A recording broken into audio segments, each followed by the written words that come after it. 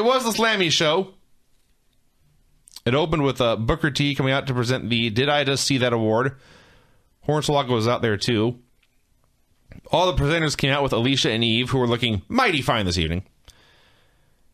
So the nominees for Did I Just See That were Jim Ross dancing, Santino almost winning the Rumble, a fan throwing a beverage on Truth. You know what? Fuck this. Jim Ross won. Jim Ross comes out to accept the Slammy. Cole interrupts. It leads to a god-awful segment that would have been Jim Ross and Michael Cole rapping, except Jim Ross forgot his lines. Yes. I live alone. I live in my house alone. There's me and a cat who spends most of his time downstairs. I was horrified someone would walk in and catch me watching this shit. This was terrible. So, even though Jim Ross fucked up and forgot everything, the fans still liked him more. They would not let it end. They had to have the old man try a spinneroonie. He was a trooper. He made an ass out of himself for our amusement. Great. This show was 15 minutes old by the end of this, and nothing had happened. Yeah. Holy God. Foley and DiBiase presented the Holy Shit moment of the year. Foley, which is different, as noted, from the Oh My God moment of the year. Also different than the Did I Just See That award. Yeah. These are all different categories. If you can distinguish what makes one... How many categories about awful can we have on one show? I don't know. Mick Foley, by the way, is growing a sweet mullet. I don't know if you noticed this. He's always had a mullet. He's had a mullet his entire career, Vinny. Maybe he's just been off TV for a while and I forgot. I can't remember a single time in his life, except when he shaved his head, that he didn't have a mullet. I think you need to go back and check this out. Did he have a mullet in TNA? Yeah. Obviously he did when he was Cactus. Anytime he's had long hair, he's had a mullet. He cuts the bangs short. That's a mullet. That's part of it. Cutting the side short. He had short hair, relatively, on the top and sides, and it was going down the back of his neck. Well, maybe it's just maybe it's an out of control faux hawk. It's a flow hawk. Laugh. The Holy Shit moment of the year was Big Show and Mark Henry breaking the ring. So Show came out to accept, said he needed the world title next, and then went straight to a match. Show versus Wade. Wade cut a promo saying I like how you downplay this Show versus Wade. This was the first match, and it took, I think, 45 minutes to get into the ring. And they wrestled for a minute and a half. And they went a minute. Yeah. Yeah. The only thing I got out of this was, one... This show sucks? Well, that too, but a few things I got out of this. Show managed to bust himself open taking a ring post. That's funny.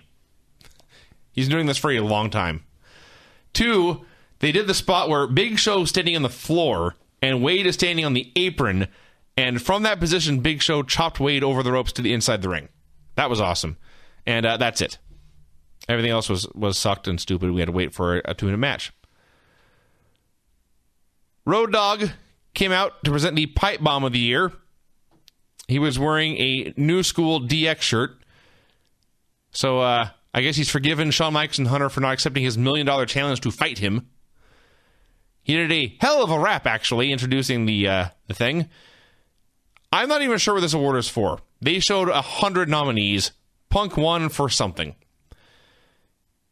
He had a wooden mannequin and a Dynamic Dudes t-shirt. He found a Dynamic Dudes t-shirt.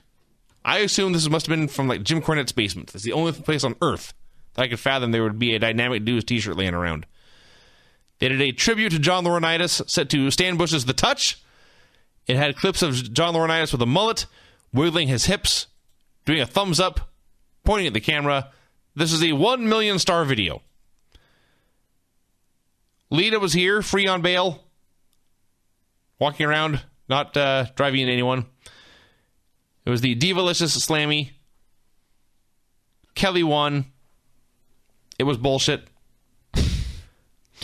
Oh, yeah? Yeah.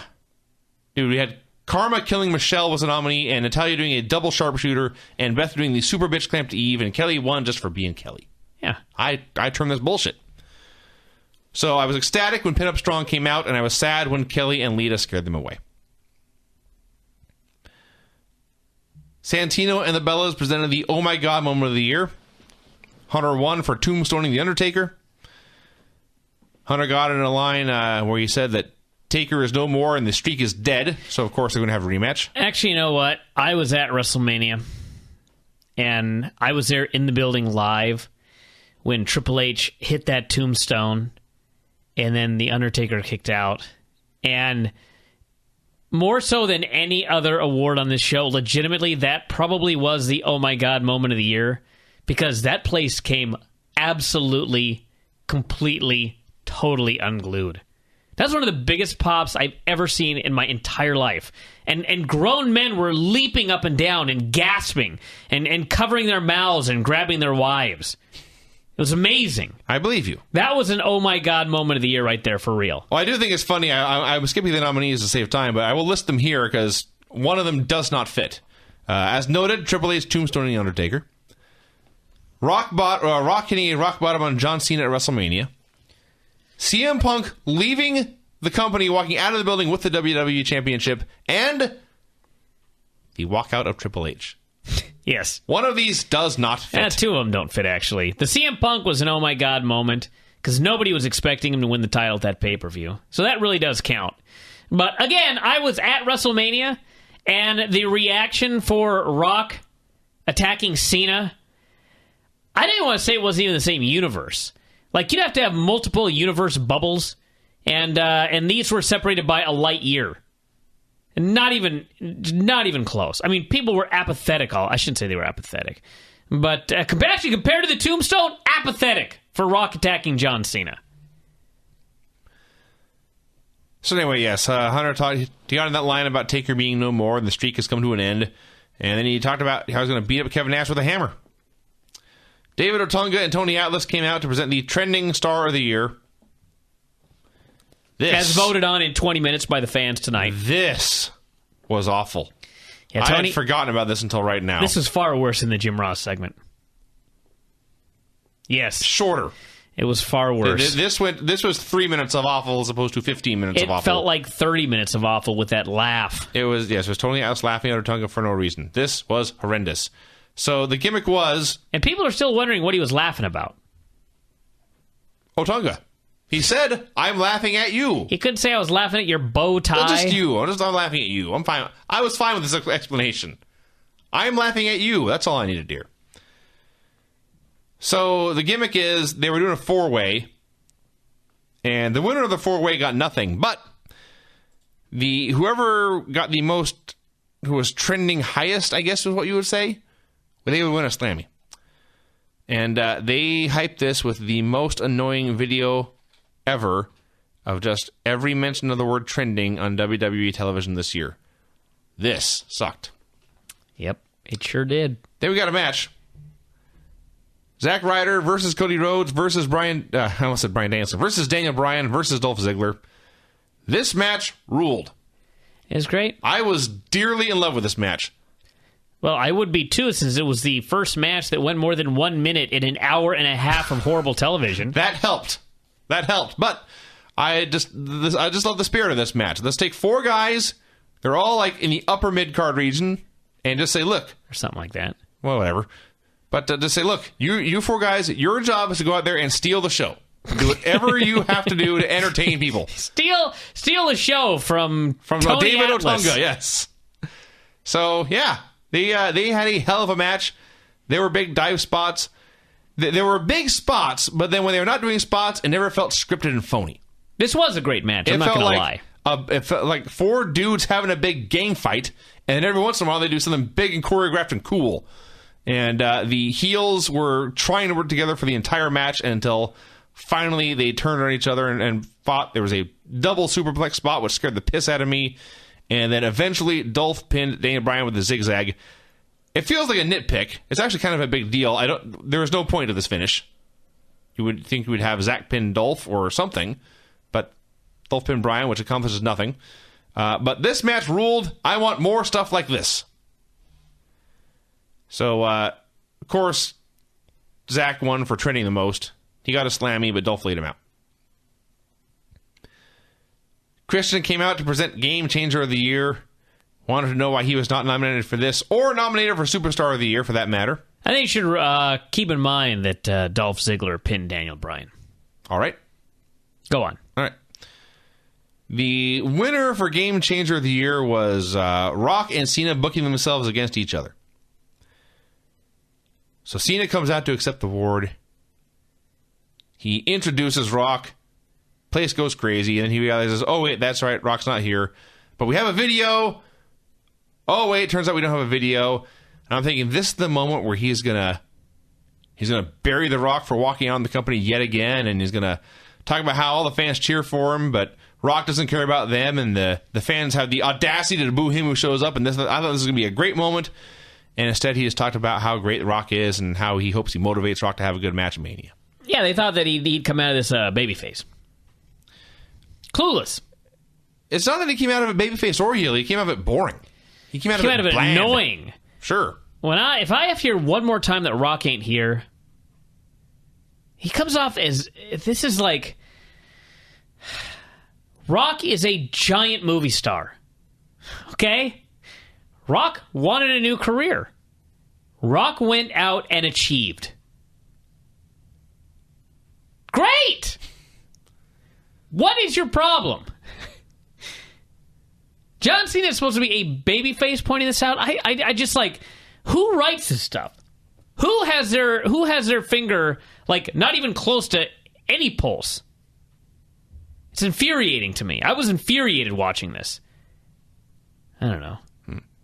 I was indifferent. I wanted Cena to be angry, and Cena was. But he's never going to be. I know.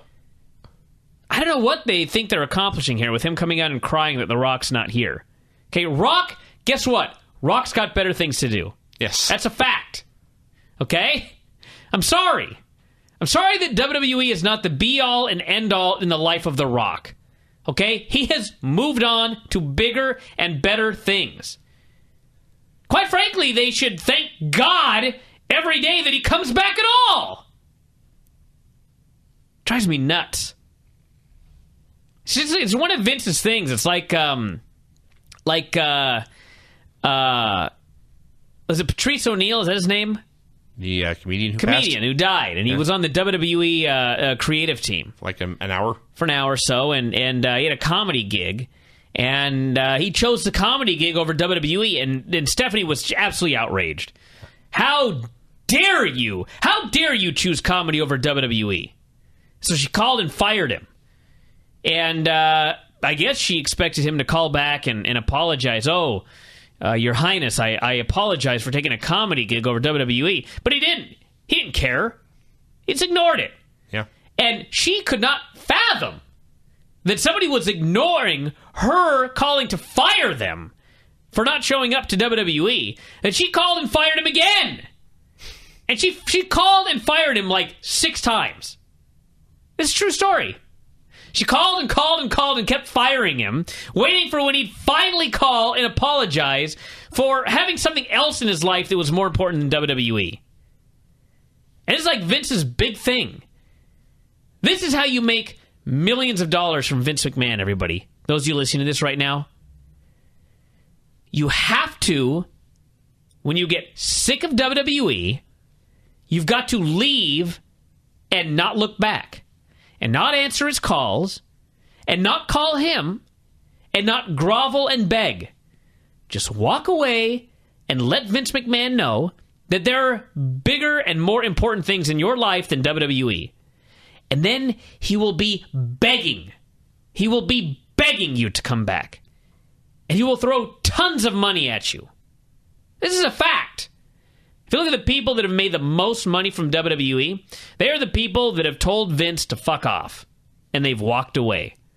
Those are the ones that he just has to get back. And he will throw so much money at these people.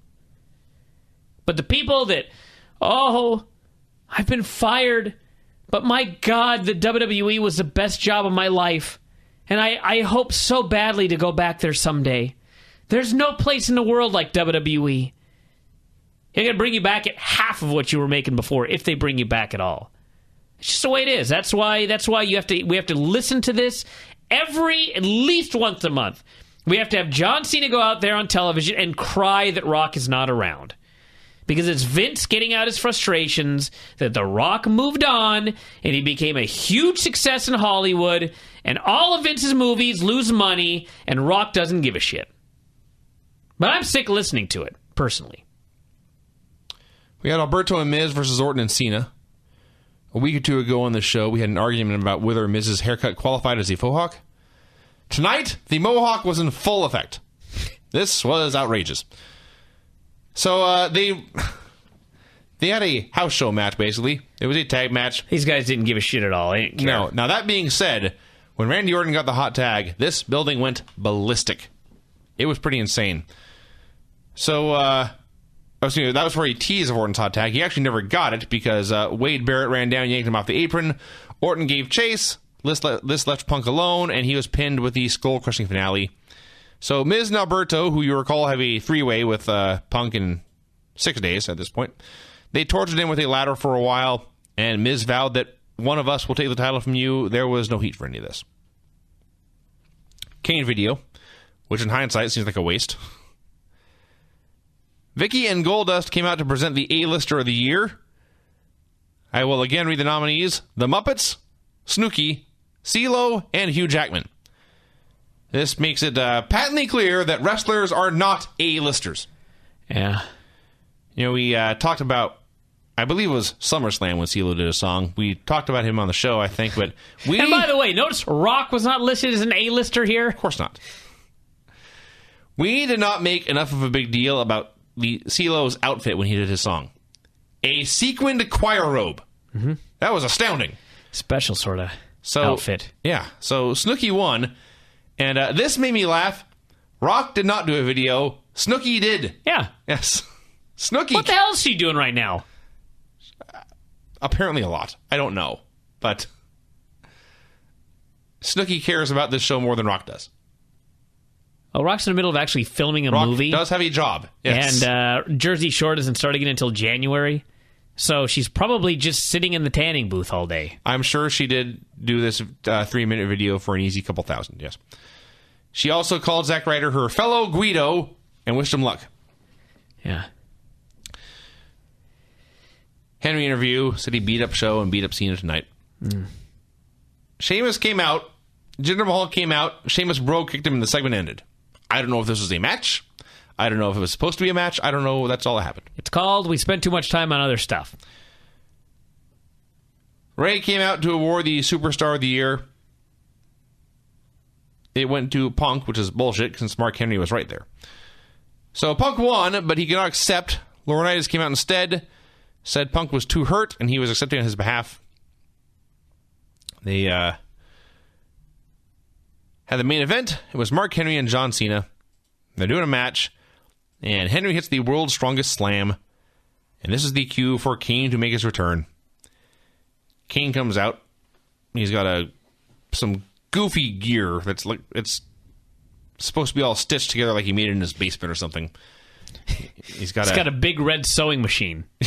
He does. He has big red yarn, and he had a metal helmet on. So Henry fled, and Kane chokeslammed Cena, and he pulled off the metal helmet to reveal his I think it was the last mask he wore, where his mouth is exposed, so theoretically he can still talk.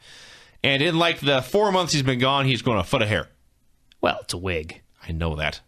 Raw Go Home show, everybody. That was the go home show for the pay-per-view. Yeah. How about that? Kane's back. Let's play a song, then we'll do tribute to the troops. You know what beef is? You know what beef is, Brian? You know what beef is? Beef? Beef is when you need to gas to go to sleep. Beef is when your mom ain't safe up in the streets. Beef? I see you. I see you. But I heard that there's heat of beef. Beef? I see you. I see you. You know what beef is, Brian? I eat it. I eat it. I eat it. I love when Todd Martin just starts spouting rap lyrics in the middle of a show. Well, he's from the hood. He is. He's from the mean streets of Washington, D.C., which actually are some pretty mean streets. Some goddamn mean streets in from D.C. what I've heard. I've been there before.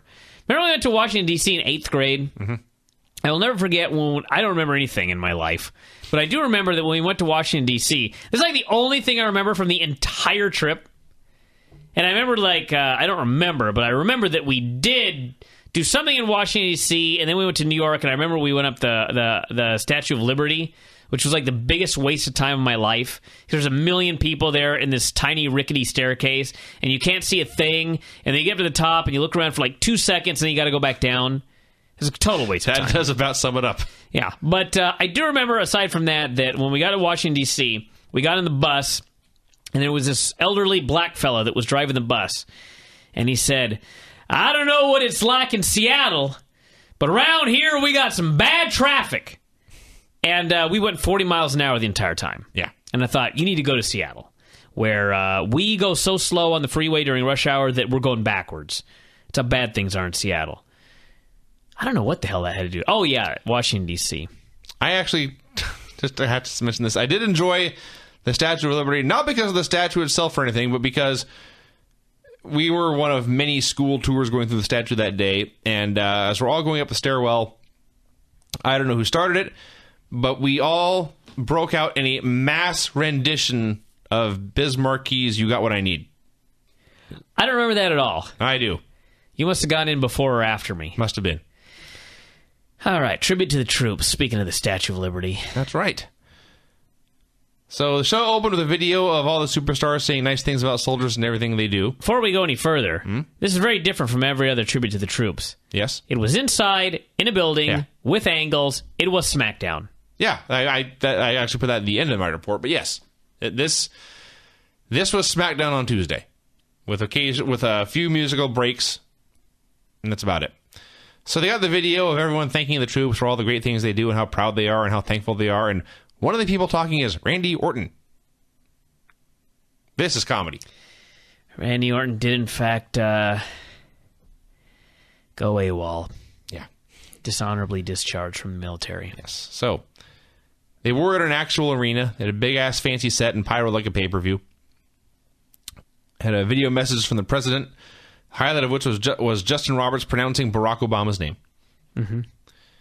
We had Orton versus Wade. This is their first singles match, I think, of all the feud they've been doing. I mean, it's actually going to start with a singles match, but they've been building up to a match between the two. They're having a tables match on the pay-per-view in 5 days, so of course there was not a clean finish here. They brawled on the floor for a double countout, and they got a table, brawled over for a while, when who should attack Randy Orton but David Otunga? David Otunga attacked Randy Orton, everyone. Wade just left, embarrassed to be in the same ring with that guy, and Orton cut Otunga off and powerbombed him through a table. I love that Randy only uses a powerbomb when there's a table in the vicinity. Mm-hmm. Otherwise, it's just not in his repertoire. Mm-hmm. They had about 20 little quick video promos of celebrities thanking the troops. We got Jake Gyllenhaal here. Wade. Don't get me started. I'm not going to. Wade cut a promo backstage. He said Otunga got what he deserved. He said Randy had, quote, a unique ability to aggravate people. I'm not going to go on a big rant, but I just got to make one statement here, since otherwise I'm going to be thinking about it all night. When one day Justin Roberts says, and now the President of the United States of America, Bryan Alvarez. When I'm president, everybody will be required to spell their name the same way, and they will all be required to pronounce it the same way. I just wanted to get that out there. Which does mean, in fact, that I will probably have to change the spelling of my first name to Brian. I am okay with that.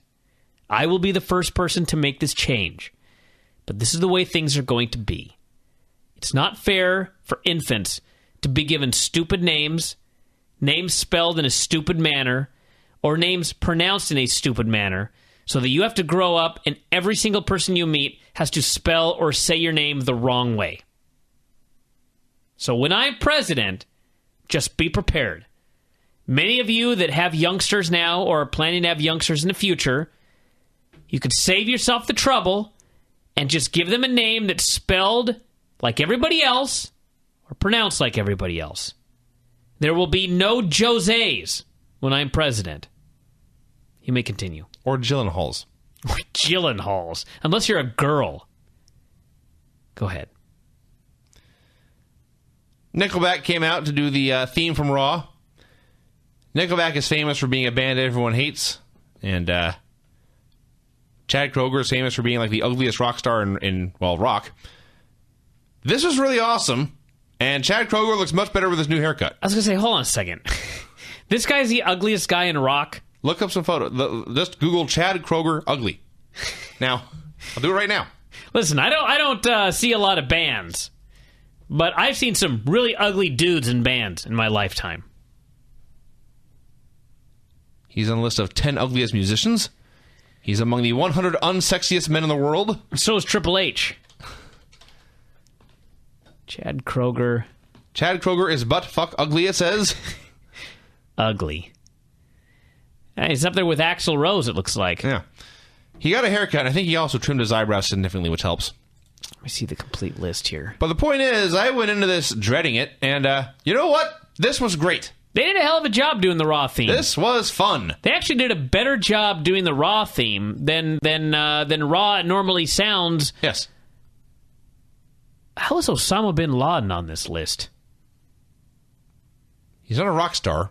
He was not a handsome fellow. See, this just isn't right. When you put Roger Ebert number 3rd, this is a man. That's just cruel. That's not very nice. No. So this fella here, Bill Jensen and Ryan Stewart, should be 1 and 2 in the list of unsexiest men. All right, go on. There you go, Chad Kroeger. Yeah. Massive head, weird face, and bad hair. Well, he fixed his hair. It's also the fact that he's in Nickelback, the worst band since the dawn of music. Listen, I'm not a Nickelback fan or anything like that, but have you not listened to other bands? There are, in fact, bands much worse than Nickelback. Go on. We got clips of WWE superstars jumping out of a goddamn plane. They did a shot of... Tougher than me. CM Punk, Kofi Kingston, Alberto, Cody Rhodes, and Eve walking down the runway in slow motion like the right stuff. That made me laugh. They all seem to have a good time. Had Jack Swagger versus Zack Ryder. Swagger had Dolph with him, so Zack came out with Sergeant Slaughter. This led to Dolph hitting a clothesline on the floor, and Sarge clotheslining Dolph over the announce table. Why in God's name did the air conditioning come on in this house? That is not where I thought you were going to go with this. Hold on a minute. Take your time. I'll be back. Now hit pause. Just hit pause. Why? Because I don't want to talk. Just do that. I'll do the next match. I'll be back in 2 seconds. I hate doing this by myself, unless I'm drunk, and I'm very sober right now. God damn it. Jack Swagger wrestled Zack Ryder. I said all this. Sarge came out. Sarge tried to do the woo-woo-woo thing with Zack, but he ended up, instead of pumping his fist, he did the Rob Van Dam point both hands at yourself motion. That made me laugh. He failed to fist pump correctly. So Dolph goes to the floor.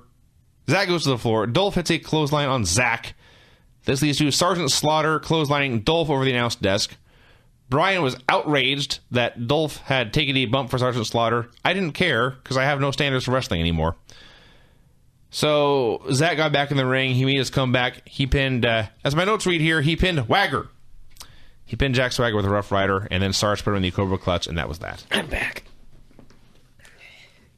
I mostly wanted to see if I could hear your voice resonating throughout the house. Which I could, by the way. Of course. I should know that, you should consider in yourself fact, lucky. The reason the air came on is because somehow it's hit 75 degrees in this house. That's impressive, because it's about 25 outside. Which I blame on your hot air. That's much better than what was that? You said something lame earlier. This is better. Oh, Flowhawk? Is that the one you just waited and waited and waited? Yeah. It's getting funnier each time. Ray, Eve, and Big Show thanked Slim Jim for supporting the troops. Chad Kroeger had a Flowhawk. Yeah, Hugh Jackman thanking the servicemen. Bella Twins visited West Point. They went through the same obstacle course that the soldiers did. They did badly. Well, we don't know. It was edited. They even said they did better in practice. Bella's and Pinup Strong versus Eve and Kelly and Alicia and Maria Menounos. You know, it's funny. I love the fact that, like, people are upset because you still are calling it the bitch clamp after all these years. Sure. But you do not hesitate every single time without fail to refer to them by their brand new name of Pinup Strong. All right. I'm just entertained by it. I was not aware that I had been doing that for a long time. No, you haven't. It just started. But you're passionate about this name. Well, you know why I call that move the bitch clamp? Because the bitch clamp is a great name. It needs to be kept around. I see. Glam Slam is a serious step down from bitch clamp. Whereas Pinup Strong is better than Beth and Natalia. I guess. That's why. Same reason I call the FU instead of the AA. The AA is a horrible name. It is. The FU is not much better. It is definitely better. It was better when he first started using it, because it was a move that was similar to the F5, and the name was a takeoff of the F5, and he was coming back to get Brock Lesnar, which went badly for him. But still, that was creative. AA is just stupid. So they showed clips of Maria Menounos slapping Beth 2 years ago. I'm fairly certain that Maria is better than Kelly right now. Oh, absolutely, without question. I was going to say, if not, she would be with like a month of training tops. So this very quickly broke down into an 8-way. And Maria and Beth were alone in the ring. And Beth was stalking her, but Maria dodged and pinned her with a sunset flip. She's better than Kelly. She's probably better than both Bellas. So I had no problem with her pinning Beth here. And she is lovely. She's a fine-looking lass. Kermit the Frog and Miss Piggy did a Troops video. Move on! No, I have to say this quickly. Oh, no. This Kermit the Frog and Miss Piggy did a Troops video. Then Celine Dion did one. Celine Dion was phonier than the Muppets. Gonna say, That's all I gotta say. I'm not going to say anything. I don't like to make fun of people. George Wallace came out to do stand-up. This guy was great. Was he now? He wasn't early, but he grew on me by the end. Early on, it was like, wait a second. This not very funny fella performs every night in Vegas. I missed my calling. But by the end, he started to kind of grow on me a little bit. And I think if I saw him live, I'd be wildly entertained. Comedy is much better live. That is, I don't know if you're even, except for Norm. Have you ever been to a stand-up show? Fans were howling in the audience. They found people howling. I watched this thinking, this has convinced me to never, ever, ever pay to see this man perform. I bet he'd be pretty good. I'm sure live would be awesome. Live comedy is fun. And he also said that all troops who came to see him at the Flamingo in Vegas would get in for free. So that was very nice. Sure. And Daniel Bryan versus Cody Rhodes. Cody was in control literally the entire match. He leaned through the ropes to yell at Booker. Booker punched him, and Bryan rolled him up for the win and then immediately disappeared. This win did nothing for Daniel Bryan. So Booker and Cody had a brawl. Booker is out there in dress shoes and slacks and a vest over his dress shirt and his tie tucked into the vest. None of this ever came out of place. Looked fantastic. He needs to wrestle in this outfit on Sunday. He did his little brawl, hit a backdrop, Cody bailed. Then he even did a spin-a-roon in the outfit. He's a great fella. He is great. Carson Daly did a Troops video. Mary J. Blige did a song. The tag team champs, for the first time in what felt like months, were back on screen together as a pair. And they were just there. No acknowledgement they'd never been apart. Miss USA walked in. They all did Kofi's hand clap deal. Her career ended. She was walking around backstage in her gown and sash. When we never saw her again. Why in the hell was Miss USA here? In her sash. Don't know.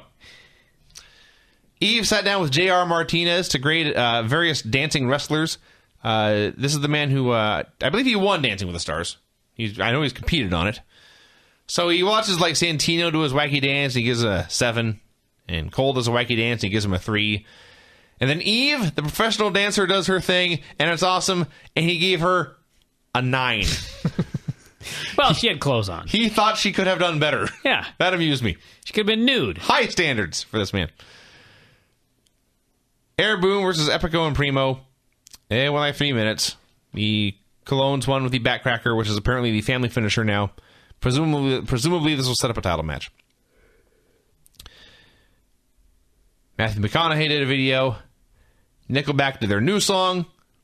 I'm sick to death of that song. This song and songs like it are the reason people hate Nickelback so much. This song and Survivor Series theme. If I never hear them again, it will be too soon. This is it's not a good song. It's wimpy and namby-pamby, and the drum line is lifted directly from Aerosmith's Ragdoll. Christina Aguilera's boobs did a video. Yes, they did. Confirmed. There they were. Christian came out. I loved the best part of it was her boobs. I don't know how she managed to do this, but she had like her entire breasts out but in at the same time. So, I mean, it was impossible to not just stare at them.